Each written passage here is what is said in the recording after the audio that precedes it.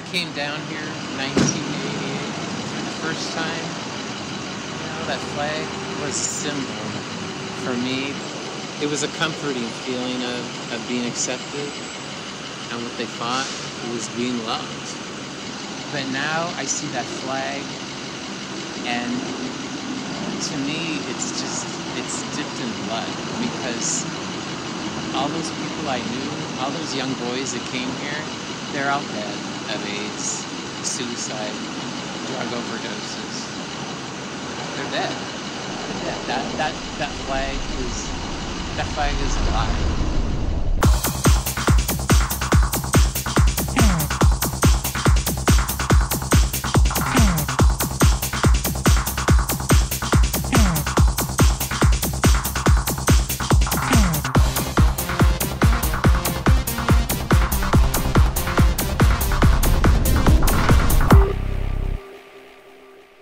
A lot of the guys are willing to let you use their home for free to shoot a porn film if they can stay there and watch, you know.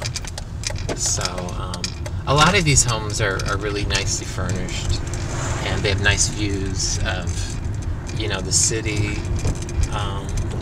So you could shoot a film here for free. And, you know, we'd shoot here, maybe like a scene on the street here, or whatever, or down by the park. I shot porn films outside on Folsom Street during the Folsom Street Fair, out on the street, public street, with other people watching. Because, you know, San Francisco's not like any other city. You can, especially in this community here, the cops really won't. They won't take you in for being on the street nude. They won't take you in for performing a sex act on the street here, because you know, this is just, I'm gonna park right here, I think. You know, this is a very gay-controlled city, and this community is gay-controlled, so they can do what they want. There was nothing extraordinary about me as a child. I read comic books. I felt safe in my neighborhood park, playing there. And I knew that my parents loved me. And I understood what love was. But at the age of 8, something dark and sinister and evil entered my life, although at the time I couldn't have understood that. I went looking through my brother's dresser one day, and I found a Playboy magazine. And even at that young age, I was interested in women. I was interested in girls. At that second, at that moment, I was hooked, and I didn't know it. And a whole world of just fantasy opened up for me. That's how pornography drew me in the first time, was just through that magazine, Playboy magazine. And as my brother got older, and he started buying more explicit types of pornography, like Penthouse, and then Hustler magazine, you know, I was being exposed to those things as well, because I was looking through his dresser or his closet, or where he kept those magazines, and I was being exposed to that. And the type of images in those magazines were much more explicit, and they were much more hardcore. You know, more vulgar types of nudity, even lesbianism. And by then I was becoming a young man. I was entering puberty. When you watch pornography more and more and more, and I looked at it every day practically, I was masturbating every day, you tend to become much more inward looking. You tend not to relate to the world that you're in, but you tend to start living just in this fantasy world of pornography, of this false beauty, of women, of nakedness, of free sexuality, and it leaves you always with an empty feeling, though. It left me wanting more, wanting something else, wanting something more exciting. You know, as an 18-year-old boy, this is where I first came, right here. You know, I wanted to find myself. I wanted to discover who I was. I wanted to find out if I was gay, if I was straight, if I was bi. And what I quickly discovered was that an 18, 19-year-old boy was very much in demand down here by a lot of older men in their 40s and their 50s and their 60s. And they were more than willing to take me in and be a father figure and take me home and abuse me. As a boy, we lived behind my father's business, and most of his employees were men, and they kept pornography in the men's restroom. So I was also going there, and they were bringing very hardcore forms of pornography in magazines that I don't even remember. But I would go over there and, you know, lie that I had to use the restroom, and I would be in there looking at pornography, even masturbating there, because they were supplying my growing craving and my growing desire and my obsession with seeing more, what was becoming more deviant forms of pornography. By then I was probably only about 12 or 13 years old. And then at about that time, you had the home video revolution, where the VCR was introduced and you could watch films at home. I was able to start purchasing hardcore X-rated videotapes by sending cash through the mail. And once I started watching videos, I didn't want to look at a magazine because I wanted everything to move. I wanted the action and the more detail and more explicitness that you get in X-rated videos.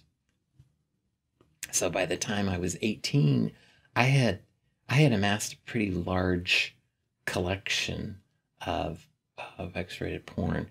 One of the tragedies is during that time,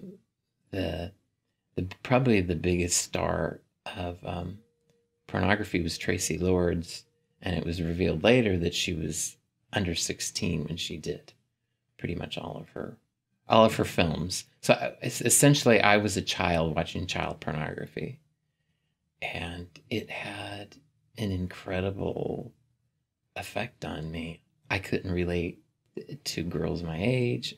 I couldn't relate to women because I saw them as just sex objects. I didn't see women as a human being, really.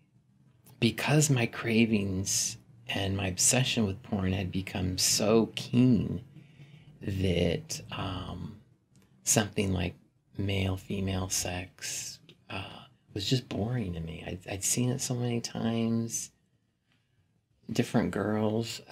So I started craving lesbian sex, menage a trois, a guy with two girls, or a guy and another guy and a girl, just all these different setups and pornography offered these things to me. These things were available. It resulted in me becoming very confused about who I was sexually. I didn't know if I was straight, gay, or bi, because I was attracted to so many different sex scenarios in pornography. Just tell me what happened there.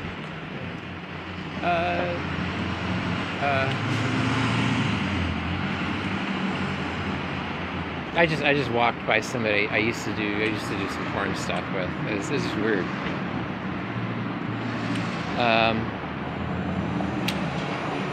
Because it's been,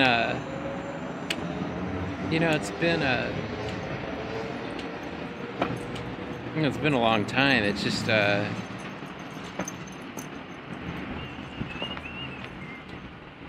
guess the only way, I've been able to deal with it is just, sometimes you gotta kind of compartmentalize and,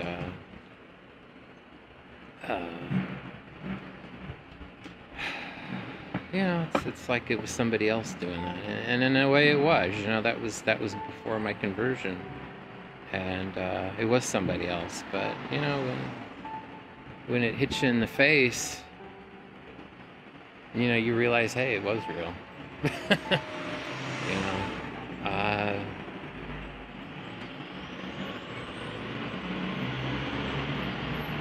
but God humbles us and reminds us sometimes of our past and what we did, and to keep us humble, to keep us close to Him, and to always know that we need Him.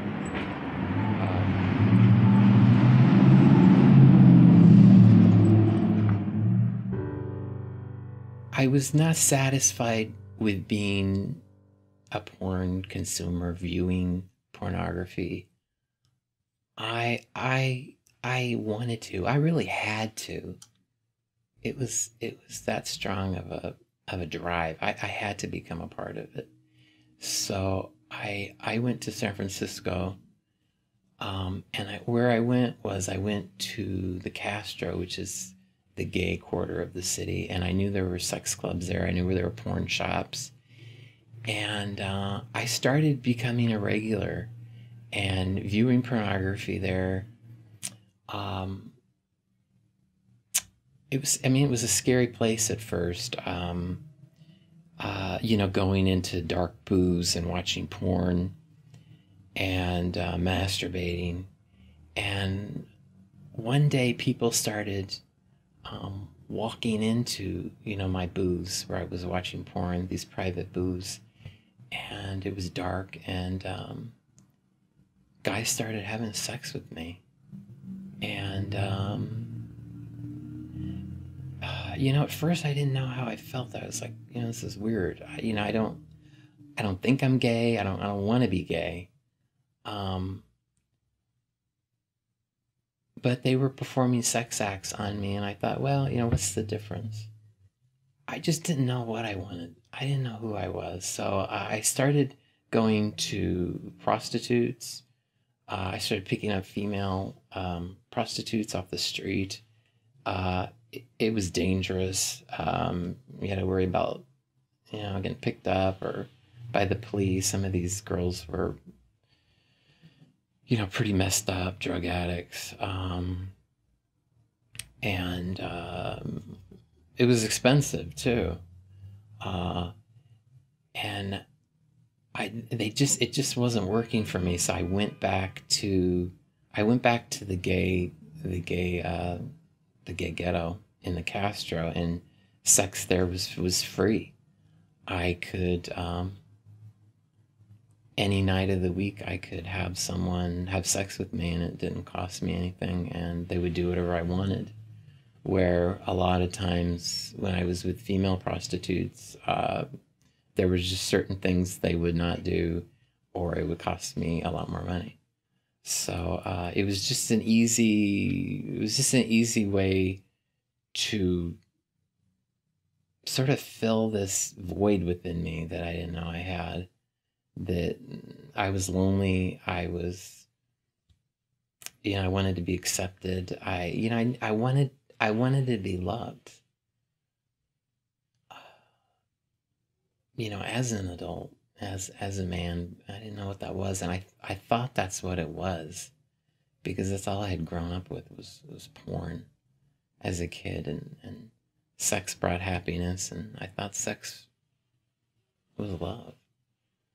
At some point, I don't know if I accepted that I was gay, but I I just resigned myself to it, that this was, I guess that this was the life that I was going to live. And this is where I belonged, because I met boys, guys, men from all over the world, really, here in San Francisco.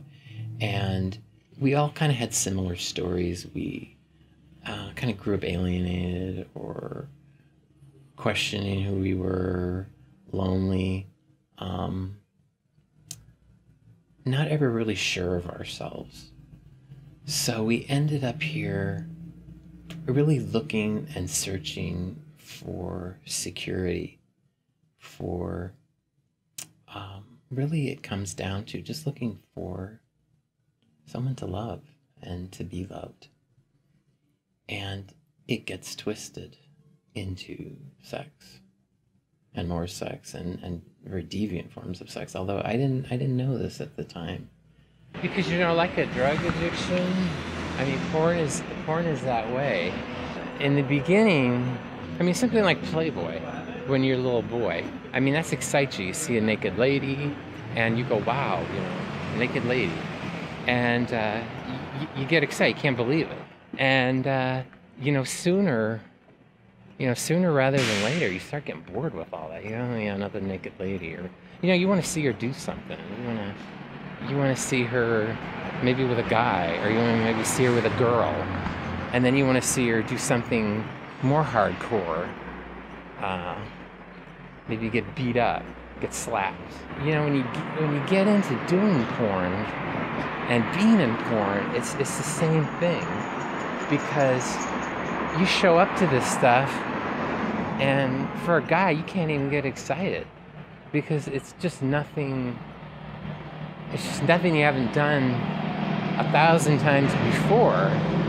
So when somebody would tell me, hey, we're gonna set up this scene where, you know, you're gonna be tied up, or you're gonna be beat up, or you're gonna beat somebody up, or I'd say, yeah, I haven't done it. I'm in for that.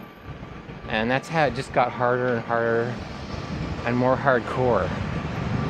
I was about 19 years old, and I started getting hit on right away by men that were older than me, 40s, 50s. To me, that was, you know, very old at the time. So I went with these men, and they wanted sex for me. But they did give me a sort of false sense of my masculinity, because it felt like becoming part of something larger than me, of like a family. And if I sensed that somebody liked me and that they gave me love, I would do almost anything for them. And usually very quickly, these men would start making requests on me to have sex with their friends, to go to sex clubs with them, to go to orgies with them. And a lot of times they started videotaping us having sex, just for their own private use and for their friends. And I was okay with that, because, you know, I was a lost soul. After about 2 years in the gay life, I would say I was pretty burned out. I had done pretty much everything sexually that I could have done. Multiple partners, gangbang, bondage, bareback sex with no condoms, even though this was at the time of AIDS. I was really questioning what I was gonna do. I had been raised very nominally Christian, and not really ever having a relationship with Jesus, knowing of him, but he was very distant to me. And I just questioned, but I felt like I had gone too far. I had made the choice, and I couldn't turn back at that point. I just felt that this was it. that this was my fate. And Jesus was just not somewhere I could go, because I just believed that it was too late for me at that point. So I went further. I kept going. The Folsom Street Fair is held every year, the last Sunday of September, and they close Folsom Street, down for the gay community, and a lot of the porn companies set up there, the fetish companies, sex clubs, the pubs, the bars, the dance clubs, they all set up booths there, and a lot of them do,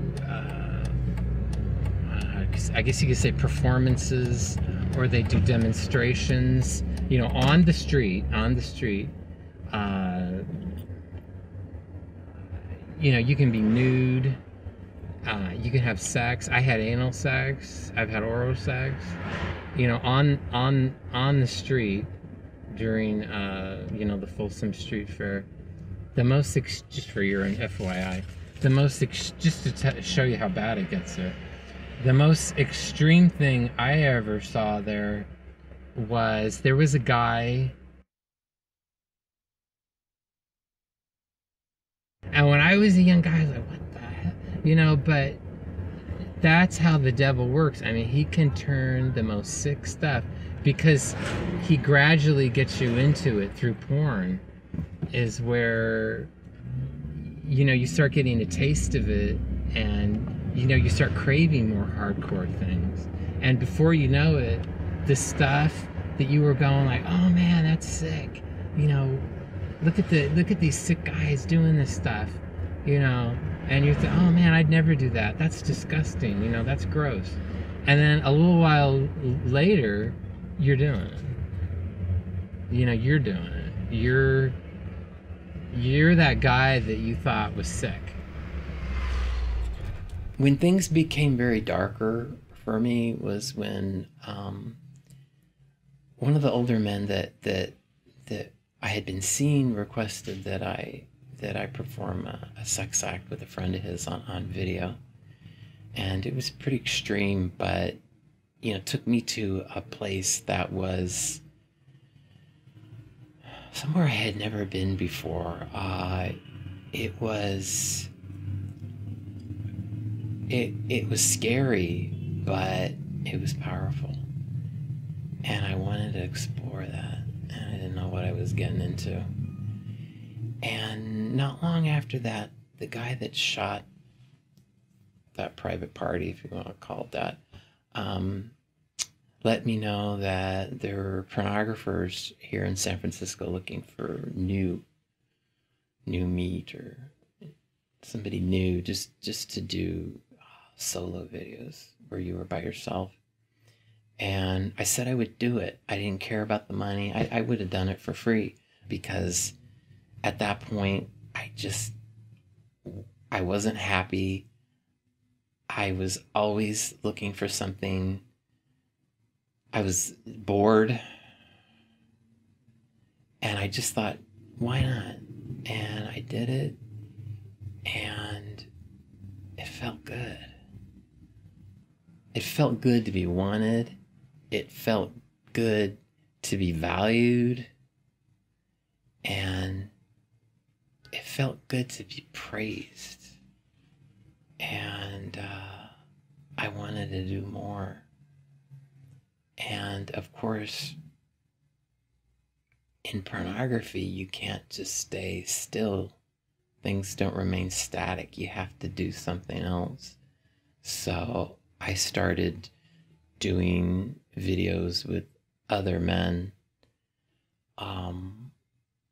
more than one man, and then it turned into doing very sort of mild, scenes of punishment. And then it got into bondage. And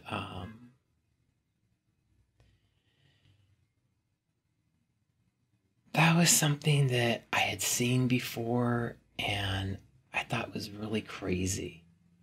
And I thought, it's something I'm never gonna do.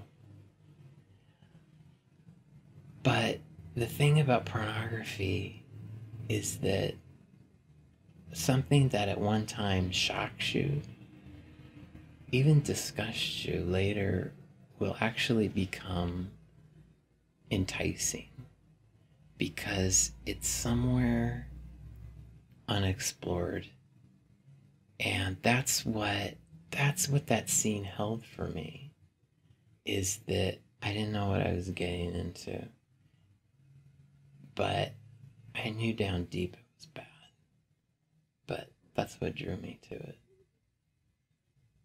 This is where you have the Folsom Street Fair right here. They close this off in September, and you can have sex here on the street. And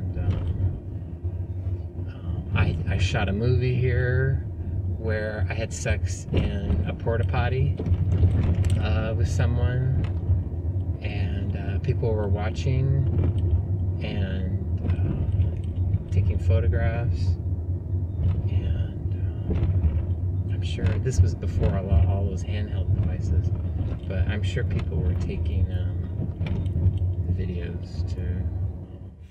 There used to be a porn shop here where they used to shoot porn in the shop too, and I did some stuff here where we were doing it. This guy would just use a lot of young guys just off the street, like me. And, it was pretty rough. I had welts, blood. I had blood blisters all over my backside. For at least a few days, I had to sleep on my stomach. This is a porn studio. They do internet content here. They do DVD content. They do live streaming content here. They bought this building, I forget for how much, 14 million or something. It's the historic armory building, and you can take a tour of this and you can watch people have sex. They do live sex shows in there. And that is not all gay. They do gay and straight content there. I mean, in my day, it looks kind of run down now, but in my days, it's a really real-known bar. You go there on any given night, because I used to go there a lot, and you go into the public restrooms, into the bathrooms, and there's guys having sex all the time, anonymous sex. Well, we just went back into the bathroom and had sex, and then we finished, and that was it. I didn't know his name, he didn't know my name. We didn't know each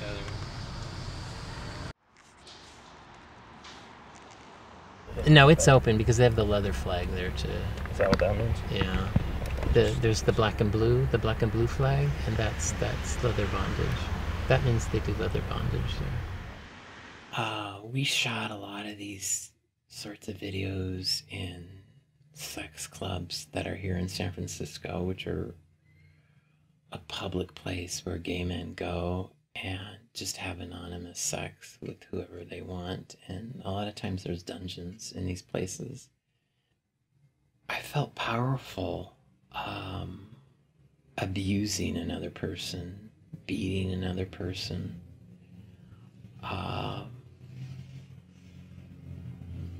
When you're in a life of perversity and promiscuity and sex, you just become angry, because there are people that are gonna abuse you, that are gonna abandon you, and there are people that are gonna lie to you to get what they want.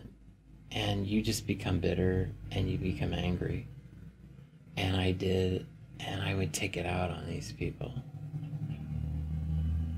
And it worked for the moment.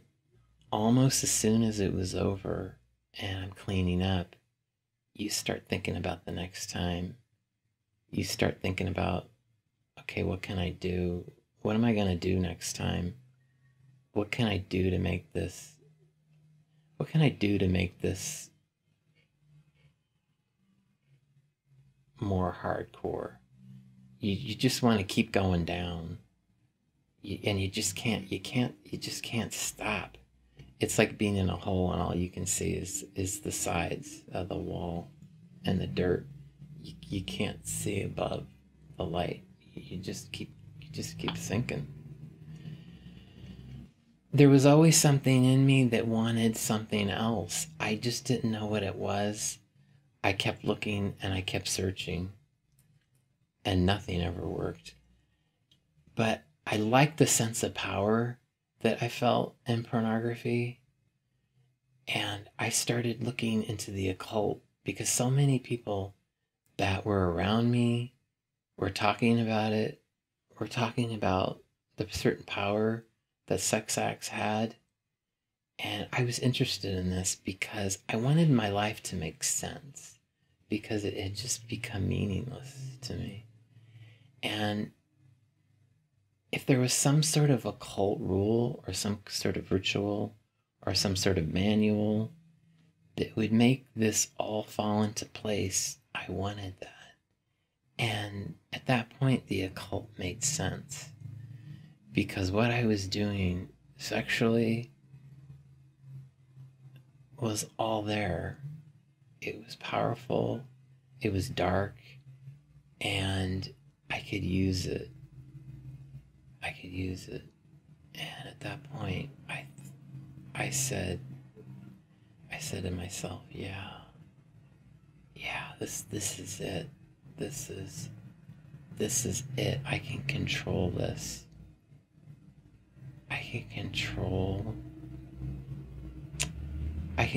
what I'm doing. I can control others. And I can make things happen through sex and through pornography.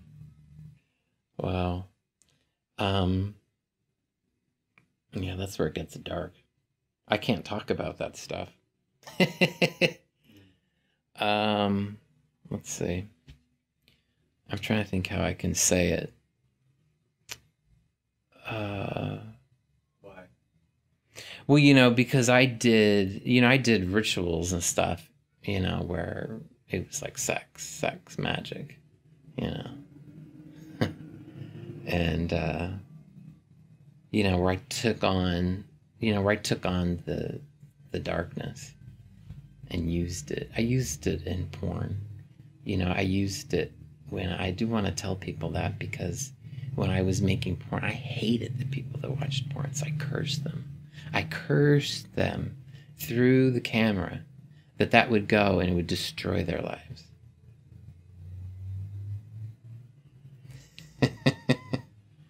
Yeah, it's hard. It's hardcore, and people do that. That's why, I'll tell them that, because I want them to know what they're watching. They're watching bad stuff. I just woke up some days, I felt like I had a purpose, like I had control over everything, that I just wasn't being thrown around, that I wasn't being abused, that people weren't using me. I felt like I was doing it. I felt like I was back in control. And it felt really good. That I could take over. And at that point, I became strong.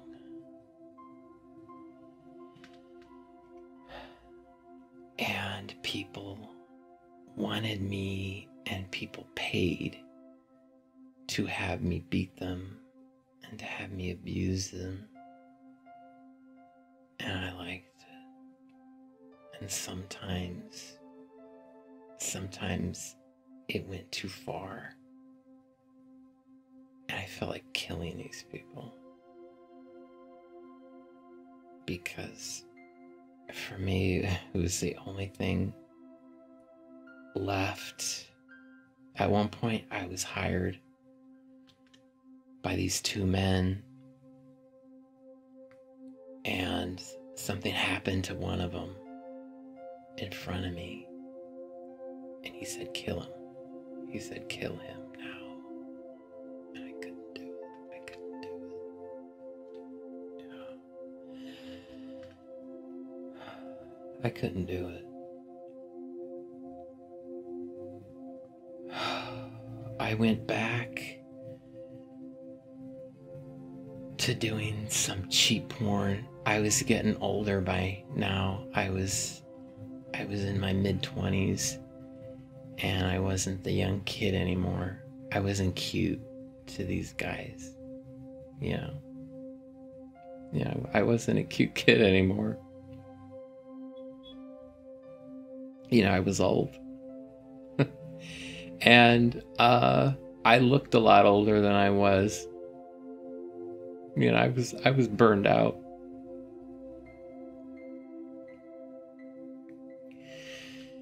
So I was willing to do things that I wouldn't have been willing to do before. And I hated it. But I did it. And I hated the people that were going to watch it. And I hated the people that were going to be at home looking at this. And I threw out every curse I could imagine, and I threw it, and I cast it out onto the camera, and I pushed it, and I pushed it, and I prayed to Satan that anyone who came in touch with this would be destroyed, because I wanted everybody to suffer. I wanted those people to suffer like I was.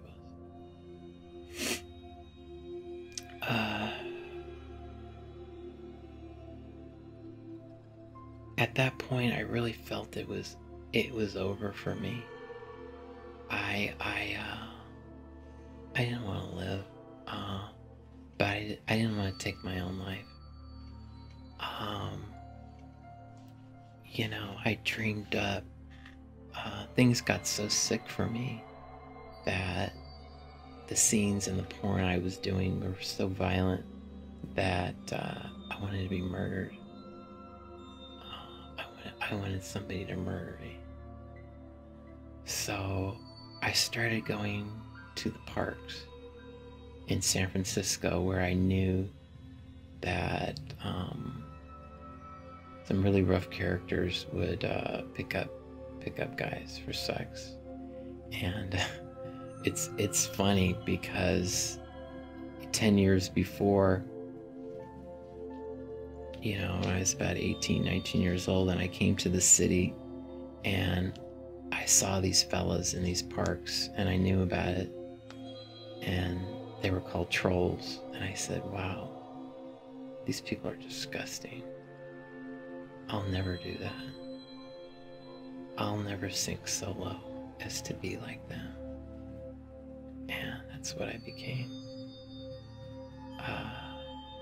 You know, I became what I hated, what I said I would never become. That's where the devil's payback brought me.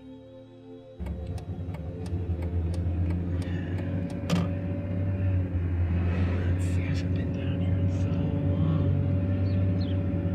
Yeah, they used to call this the fruit bowl because it's kind of like a carved out.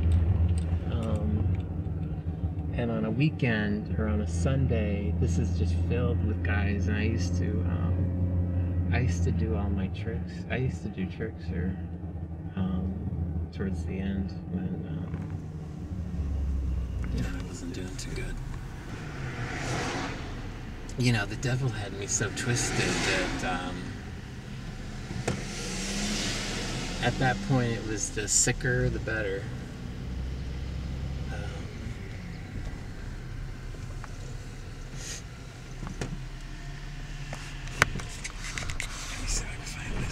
I'm gonna have to puke.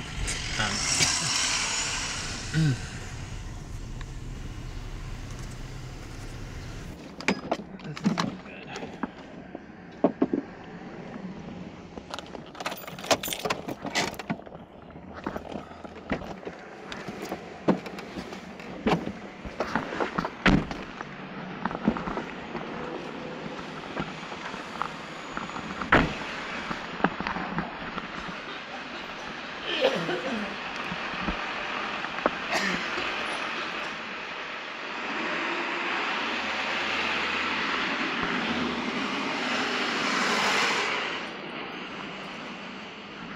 Okay.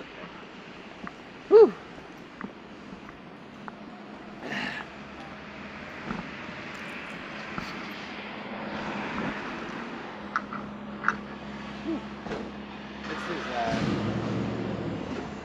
This is famous Dolores Park here, or Mission Dolores Park.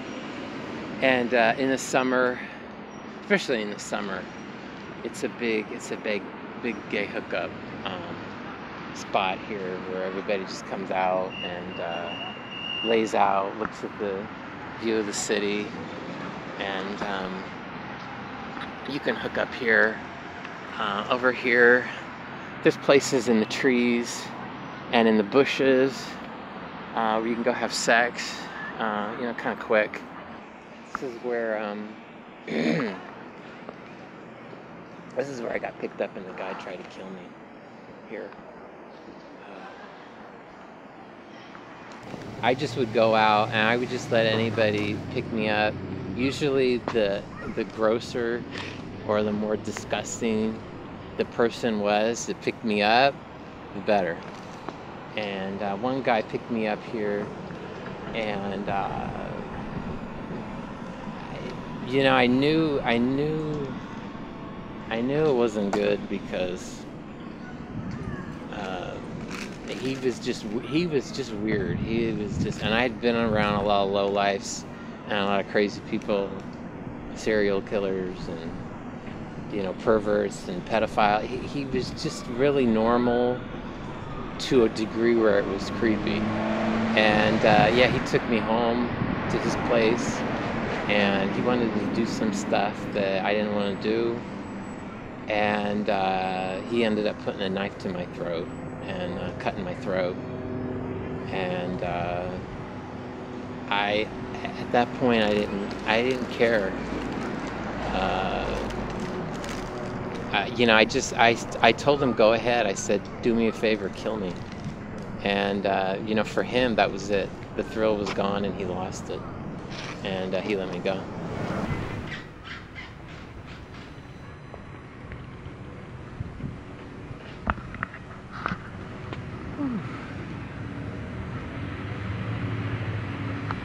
There's a lot of little places where you can have sex in here, all in here. There's all kinds of places where you can have sex under the bridge.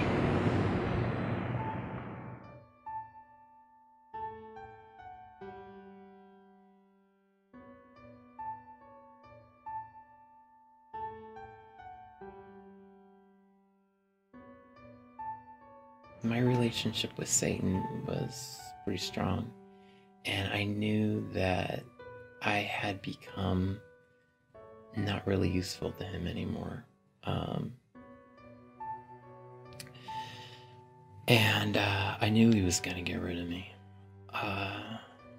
So I said okay, and I purposely let men pick me up that I knew were gonna beat me up or were maybe gonna kill me. And I had sex with men that I knew had AIDS because I thought I could get AIDS. Thought that would be another way to go. And kind of as a last resort, I heard about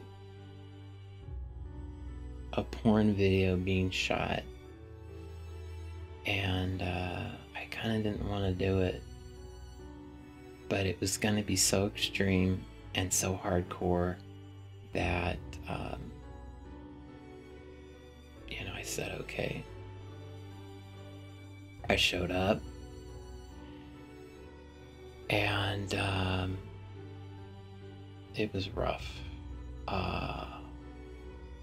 And I was already pretty sick at that point. I had had an STD that I didn't take care of. And that night,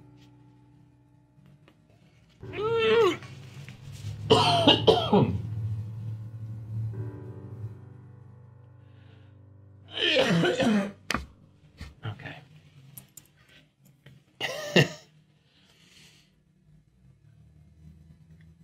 Oh, jeez. Okay. Okay. Yeah. Ooh, okay. Ooh.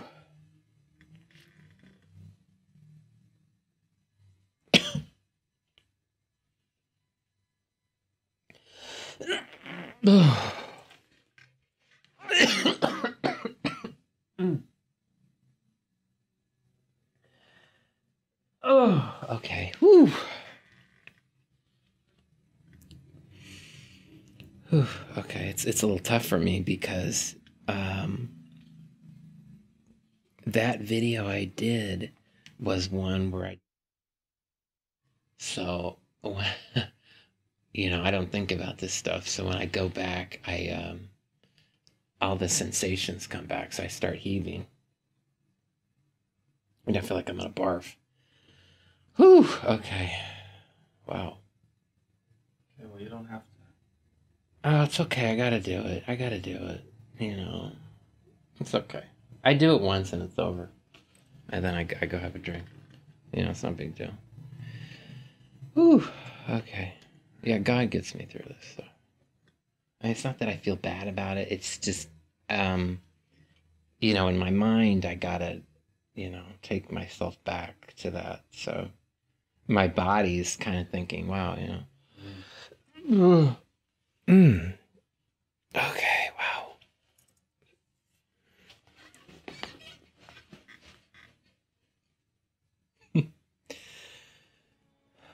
Okay. That night, when I was done with that shoot, I went home and I got really sick. And I was vomiting blood and I couldn't stop. I couldn't stop. I didn't know what was wrong. I was scared. And I went to my mother and she took me to the emergency room. And they were giving me these plastic bags, clear plastic bags, and I was filling up one after another, after another, after another, with just pure blood was coming out of me, out of my throat, and I just kept vomiting, and I didn't know what was wrong. And finally, I was just so sick, and that I laid on the bed, and I knew I was dying, and it was weird. I was just kind of like, okay, I'm dying. I was like, this is it. And it was just kind of just a fading away. I was just fading away, and I was happy. I was like, this is good. I don't want to live anymore. And I didn't think about anything. I didn't think about the devil. I didn't think about God. I didn't think about Jesus. I didn't think about what I had done. I didn't think about my family. I didn't think about me. I was just leaving.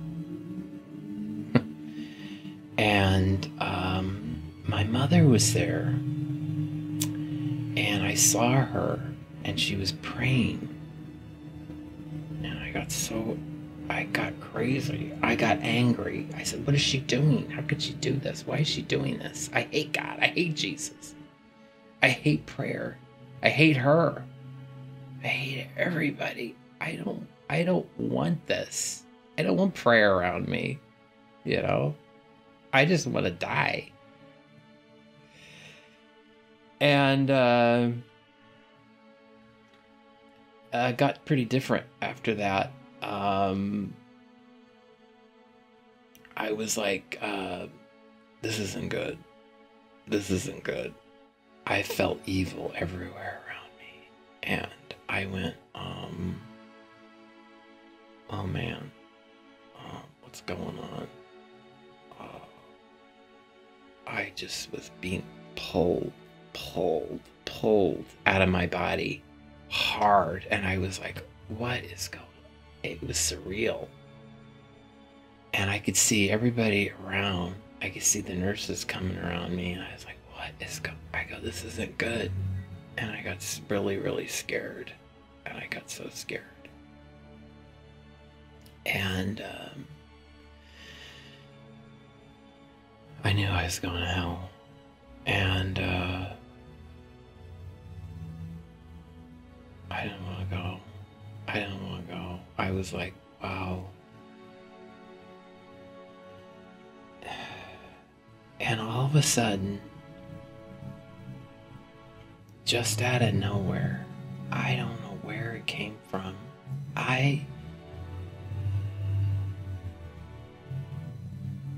It's strange. Jesus, Christianity, God was not a part of my life. They never crossed my mind.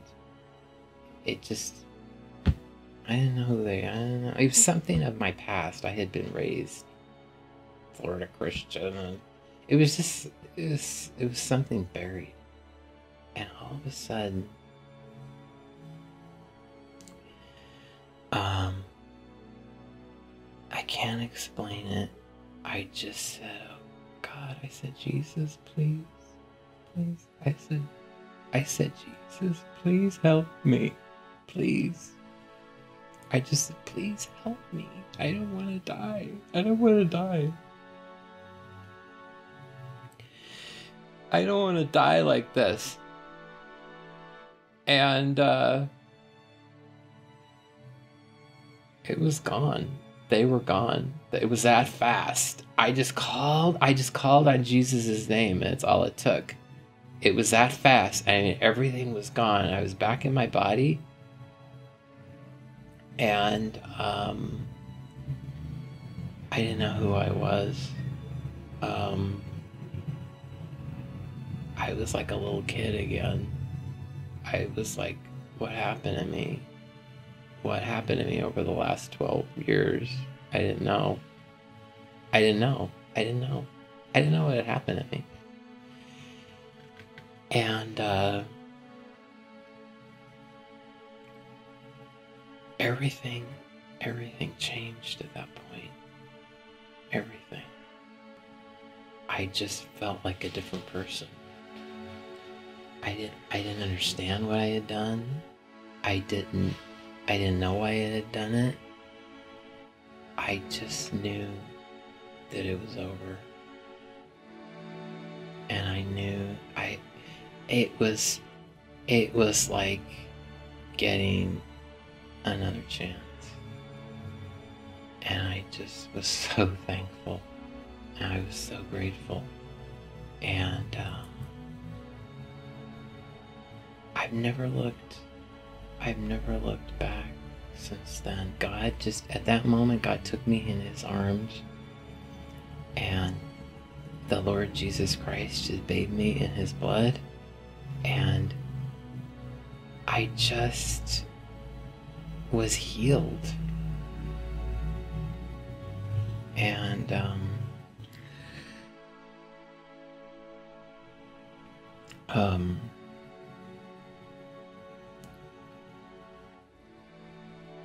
I knew if I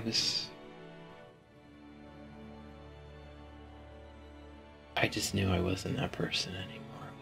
It was over. It was over. And it hasn't been easy.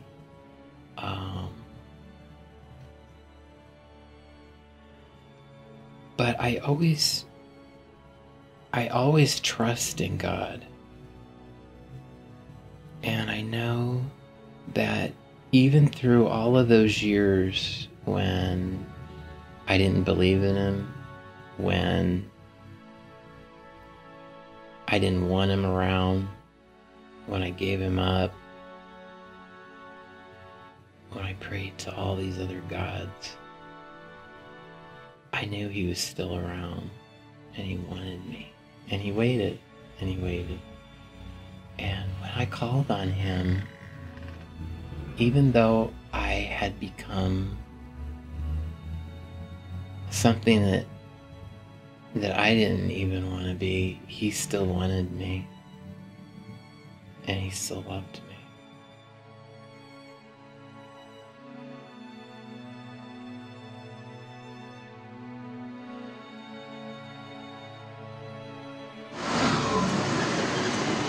You know, when I came down here in 1988 for the first time, you know, that flag was a symbol for me because, you know, this was, and I met men and boys from all over the world,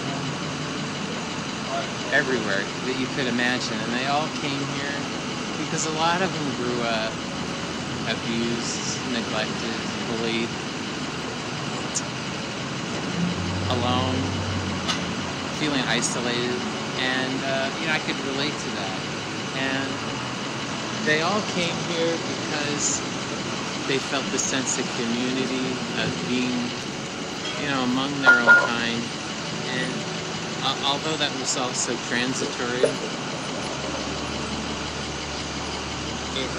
you know, it did have, it was a comforting feeling of being accepted.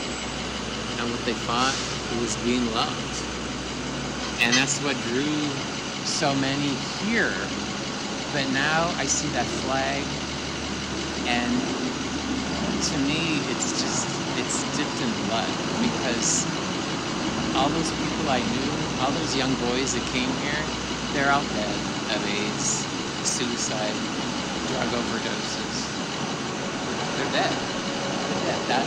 That flag is alive, because this place does not heal anyone. It doesn't bring anyone love, true love, salvation. It covers everything over with this fake, you know, this fake mask of happiness and sexual freedom. And all these young boys that come down here, what they're left with is a broken heart, sexually transmitted diseases, drug addiction. That's all they're left with.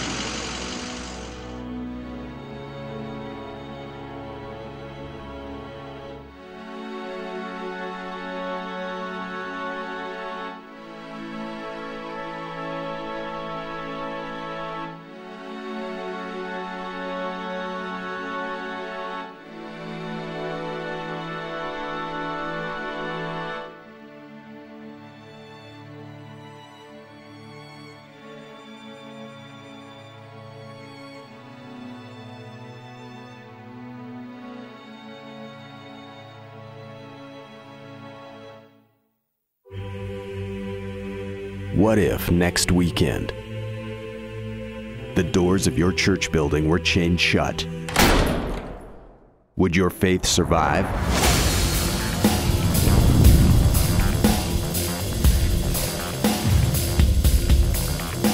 Has Sunday morning church attendance replaced a vibrant, living relationship with Jesus Christ?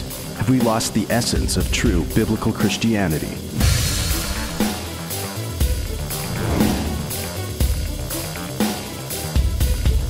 We've traveled the world filming testimonies of ordinary Christians seeing signs, wonders, and miracles as they take the gospel of Jesus Christ to the lost.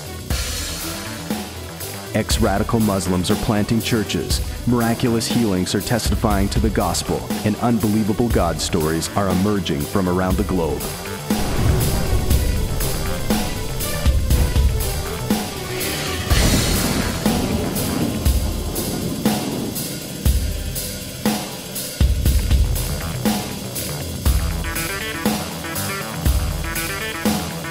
I believe that Jesus died on the cross for more than good Sunday morning services.